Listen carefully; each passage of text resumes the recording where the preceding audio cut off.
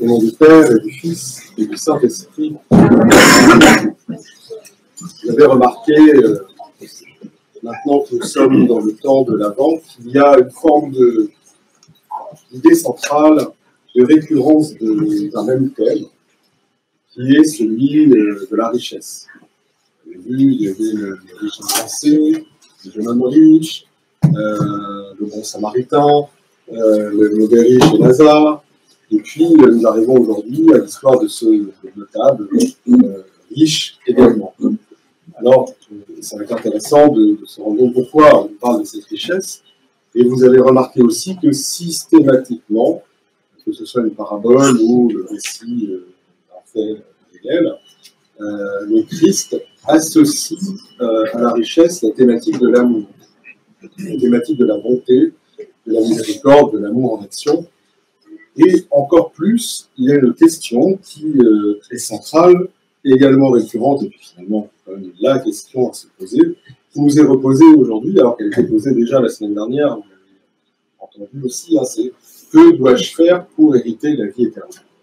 Sinon, vraiment, on vient solliciter Jésus, et pas n'importe qui, à chaque fois des gens éclairés dans la loi, les prophètes, dans les choses de la vie spirituelle, et aujourd'hui, nous voyons même un homme particulièrement illuminé, particulièrement vertueux, puisque lorsque le Christ va lui répondre déjà en citant les commandements, enfin, pas tous, un peu dans le désordre, mais enfin quand même les commandements, il pourra déclarer que tous ces commandements-là, il les a gardés depuis sa jeunesse. C'est quand même pas à la portée du premier venu d'avoir cette vertu. D'ailleurs, dans un autre évangile, c'est Saint Marc. Saint Marc nous dit même que le Christ, en entendant ces paroles, il déclare regarda ce jeune homme, parce que c'est un jeune notable, et il l'aima. C'est quand même quelque chose d'extraordinaire. Eh bien, malgré cela, effectivement, la réponse à cette question est déterminante. Et on est habitué à la pédagogie divine. On sait que le Christ ne veut pas nous donner une réponse toute faite. Elle aurait que peu de valeur, pas très intéressant de croire, de répéter, d'amener des choses et de prendre comme ça des vérités, quelque chose qu'on pourrait dire, mais pas au sens mystique du terme, mais dogmatique. Non, ça ne nous avancera pas beaucoup. Il veut nous faire prendre conscience de ce qu'il veut nous enseigner. Et là, typiquement, le Christ, c'est ce qu'il fait. D'abord, le thème récurrent de la bonté. Et là, c'est très important. Alors, il le dit, vous connaissez, répéter le déroulé de l'Évangile que vous avez entendu, mais c'est cet échange bon maître. Ah ben non, pourquoi tu m'appelles bon? Dieu seul est bon. Oui, il faut quand même partir de là. Dieu seul est bon. Et qu'est-ce que ça veut dire?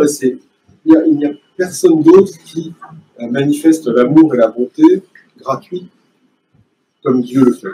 Là, nous le savons, Dieu va s'incarner pour le salut de l'humanité. C'est ce qui se passe à la Sainte Trinité. Et imaginez bien, ça veut dire quoi? Ça veut dire que Dieu, tout-puissant, créateur de toutes choses, alpha et l'oméga de tout ce qui existe, eh bien, il va renoncer à sa gloire, il va renoncer à sa puissance divine, il va se dépouiller de ce qu'il est pour devenir un petit enfant tout faible dans une crèche qui se donne pour le salut du monde. Il le fait par amour pour sa créature, nous, l'humanité, et il renonce à qui il est temporairement pour le salut. Puis ensuite de ça, il va se donner à travers ses enseignements, il va se donner à travers son corps et son sang lors de la Sainte Seine, il va donner le baptême, il va donner sa vie finalement pour nous, il va donner son Fils unique par amour pour nous. Dieu seul est bon. Et il l'est avec tous, les bons, les méchants, il est comme le soleil, il illumine tout le monde, sans distinction. Le premier à entrer dans le royaume de Dieu, c'est un bandit, et qui le confesse sur la croix. Vous voyez. Donc ça, c'est la bonté divine, c'est-à-dire cet amour de Dieu, il n'y a que lui qui soit comme ça. Ça, c'est quand même la chose à poser tout de suite. Alors, comment on hérite de la vie éternelle avec Dieu? Alors, on énonce tout un tas de commandements qui sont justes, qui sont bien, et puis, vous l'avez remarqué aussi, évidemment, le commandement le plus important, celui que nous entendons dans la parabole précédente, celle du bon samaritain, le commandement par-dessus tout, c'est dit que dans la loi, qui trouves-tu, et l'érudit lui répond la dernière fois, bien tu aimeras Dieu, ton cœur, ton âme et ton prochain comme toi-même. Et bien là, ce commandement, vous le remarquez bien, n'est pas du tout cité. Il n'est pas du tout cité, ce qui évidemment nous interpelle quand même. Mais en ne le citant pas, eh bien, le Christ va initier ce jeune homme, ce notable, et à travers lui-même, à la réalité pratique de ce commandement. Cet homme admirable, vertueux, qui respecte les enseignements de Dieu, le Christ va lui dire, écoute, il te manque encore quelque chose. Vends tout ce que tu possèdes, donne aux pauvres et suis-moi. Et là, vous connaissez l'embarras de la personne qui on dit qu'il a beaucoup de richesses, qui veut l'attester parce qu'il ne peut pas le faire, et donc il ne veut pas suivre le Christ. Bien, qu'est-ce que ça veut dire, cette chose? Ça veut dire qu'au final, l'amour de Dieu, c'est-à-dire suis-moi, n'est pas présent. Et l'amour du prochain donne à l'autre tout ce que tu as, n'est pas présent non plus. Donc ce commandement premier et central, finalement, ce jeune homme ne l'a pas atteint. Et à travers cette jauge, nous pouvons nous aussi nous situer. Bon, bien sûr, ce sont les moines limoniales qui doivent donner tout ce qu'ils possèdent et consacrer l'intégralité de leur vie à Dieu. Nous ne sommes pas des moines limoniales, nous sommes des laïcs. Nous avons choisi une des deux voies possibles pour parvenir à la laïfication, qui est de vivre autrement. Mais ça ne nous dispense pas de cette réalité. Que veut dire cette épreuve que le Christ nous met? Ça veut dire qu'en fait, c'est-à-dire Dieu, doit être le sommet de toutes tes préoccupations, de toutes tes énergies. Tu dois penser à moi plus qu'à tes affaires. Tu dois penser à moi et aux autres. Parce que moi, tu ne me vois pas, que tu dois m'aimer, mais les autres, tu les vois. Donc, tu dois prouver ton amour par eux qui sont mon image et deviendront ma ressemblance. Donc, tu dois donner, comme moi qui suis bon, qui me dépouille de tout, qui donne ma vie pour toi, tu dois faire la même chose. Tu dois faire la même chose pour montrer que tu atteins cet amour, ce commandement de l'amour. Évidemment, c'est pas possible. Les apôtres présents diront, il peut faire ça. Dieu seul le peut, parce que Dieu seul est bon. On revient à la thématique de départ. Dieu seul est bon. Mais nous pouvons, par la grâce de Dieu, c'est-à-dire illuminés par son Esprit Saint, guidés par le seul être humain qui a réussi à faire tout cela, c'est-à-dire le Père de Dieu, qui s'est dépouillé d'absolument tout pour engendrer Dieu par l'Esprit, eh bien, c'est possible par la grâce de Dieu. Et nous avons un certain nombre de clés qui découlent de tout cela. D'abord, nous savons, nous rentrons dans un carré, mais ce n'est pas pour rien, évidemment, que ces évangiles nous sont lus. Nous avons des méthodes, si on peut dire, pour commencer nous-mêmes à manifester cet amour de Dieu et à manifester cet amour pour le prochain. Par exemple, la prière. La prière, pas la prière de supplication où on est toujours là à demander l'aide de Dieu, ce qui est très bien pour le faire, mais on parle de la prière. Celle qui se rapproche le plus de ce que pourrait être la prière pure, la prière authentique, celle qui est gratuite, on l'a fait pour rien. On l'a fait uniquement pour entrer en communication avec Dieu. On ne veut rien pour nous-mêmes que la grâce de Dieu, et la grâce de Dieu pour tous d'ailleurs. Donc cette prière véritable, celle qui se fait dans le silence et le dépouillement le plus complet de nos pensées, de nos préoccupations, etc., c'est quelque chose de totalement gratuit. On se dépouille là aussi de nous-mêmes. On n'attend rien en retour, on tente d'entrer avec Dieu. Donc la prière qui va nous animer le plus possible durant ces temps de carême, c'est un premier pas pour un pilier, pour se dépouiller aussi et expérimenter cet amour de Dieu plus que toute autre chose. On doit penser à Dieu plus souvent qu'à autre chose. Ensuite, il y a par exemple le fait de s'entraîner à des périodes déterminées, à donner ses biens aux autres. Eh bien, c'est commencer à expérimenter, à toucher du doigt, donner ses biens, vendre le trou de déco, faire comme Dieu, en fait, faire ce que Dieu fait sans arrêt, faire pourvoir à tous les besoins, pourvoir aux besoins des autres. Commencer à faire cela, c'est commencer à s'initier, à se dépouiller de biens matériels, mais par amour pour Dieu qu'on voit dans l'autre. Donc c'est ça d'un désir de communion. Donc en faisant cela, on se dépouille un peu à l'image de Dieu, et on reçoit en échange de la grâce, bien sûr, on reçoit même plus que ça. Vous savez, je le cite tous les ans, parce que c'est quelque chose qui moi, me fascine absolument. Saint Dorothée de Gaza qui le dit, vous savez ce qui se passe quand vous donnez par amour pour le Christ à quelqu'un, quelque chose, et bien en échange, vos péchés sont effacés. C'est quand même énormément comme ça. Donc on commence à apprendre ce genre de choses.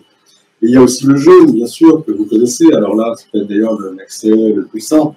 On se prive de nourriture, on se prive de distractions extérieures, de ce qui constitue habituellement un temps important dans notre vie. Et on se dépouille, donc à l'image de Dieu, pour un but, c'est de se rassasier uniquement de la parole de Dieu, de se consacrer à sa présence physique dans l'Église, voilà, à être plus avec lui. Donc vous voyez ces trois temps qui avancent en fait en même temps, nous initient, nous font avancer dans la pratique de ce commandement qui est de Dieu plus que tout et son prochain comme soi-même. Donc c'est de consacrer ses énergies, son désir, sa pensée, tout ce qui nous constitue, uniquement et principalement à penser à Dieu. C'est le seul moyen pour lequel nous pouvons commencer à entrer dans ce commandement, avec pour but quel but. C'est ça aussi qui est intéressant. Qu'est-ce que c'est avoir la vie éternelle? Est-ce que c'est recevoir sa grâce, sa puissance? Est-ce que c'est recevoir les dons du Saint-Esprit?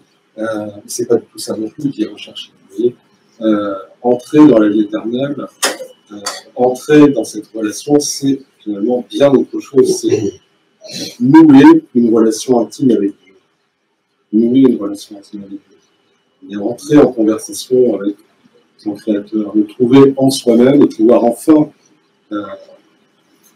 réellement entrer de personne à personne en relation. Parce que l'amour, c'est ça, les liens d'amour, c'est ça.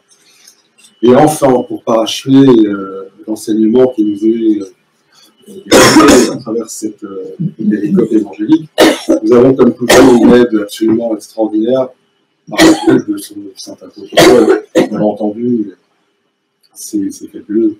Dans son épître, il va nous donner les clés pour répondre à cette question.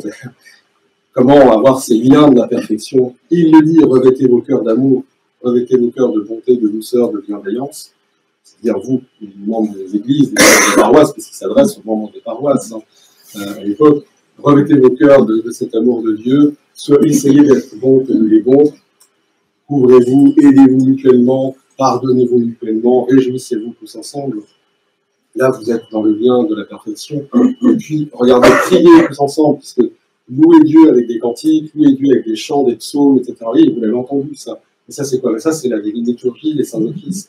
Comment je m'initie à cet amour de Dieu et à cet amour du prochain? Eh bien, c'est en faisant ça. C'est-à-dire que je vais, en étant présent ici, à l'Église, apporter en offrande tout ce qui me constitue les cinq sens, mon temps, ma joie, ma richesse matérielle. Tout ça, je l'offre dans les prières collectives, je l'offre dans les offrandes que l'on apporte en procession, je l'offre.